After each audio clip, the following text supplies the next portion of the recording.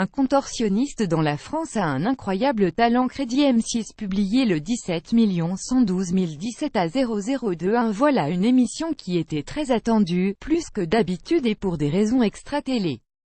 Et d'entrée, David J. Nolan n'éludait pas les difficultés rencontrées à cause des accusations d'agression sexuelle qui planent sur Gilbert Rozon, et qui ont failli faire capoter la 12e saison de La France a un incroyable talent.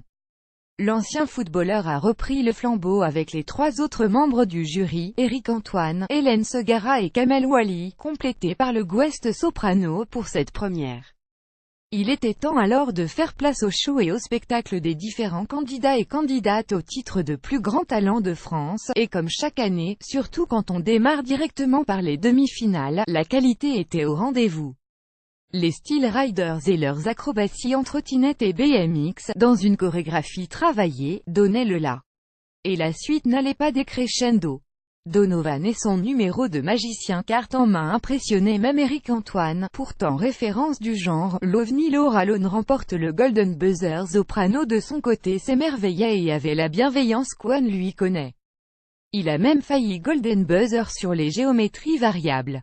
3 garçons qui chorégraphient leurs mouvements de bras et les synchronisent afin de ressembler à un Tetris humain, en référence au célèbre jeu sur Game Boy. Après l'émerveillement, est venu le frisson avec Deadly Games. Bravo pic.twitter.com ou 074 KFM, Hélène Segara off @Hélène Segara off 16 novembre 2017. Un lanceur de couteau et sa femme qui est la cible à manquer.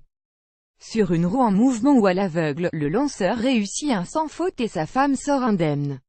Et les numéros s'enchaînent. Véronique la chanteuse qui rappelle Suzanne Boyle dans le concept, et des magiciens toujours bluffants, Moula, sa coupe de cheveux pétard et surtout son numéro de manipulation de smartphone, a été un moment apprécié de la soirée.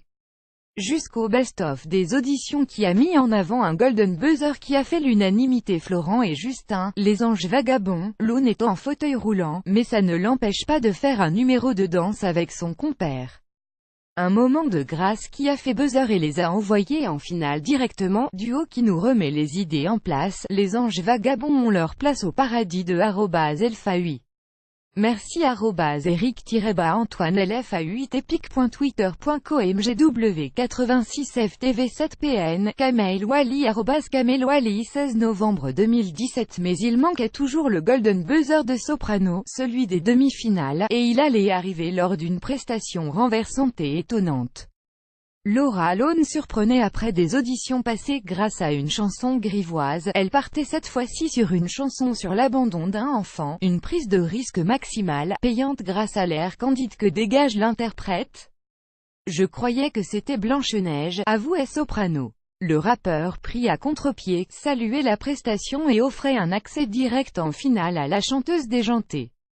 Le clou d'une soirée réussie. La France a un incroyable talent reste un produit télé de qualité, et zapper les auditions a finalement comme avantage de ne voir que de bons numéros. M6 semble avoir fait le bon choix en maintenant le programme.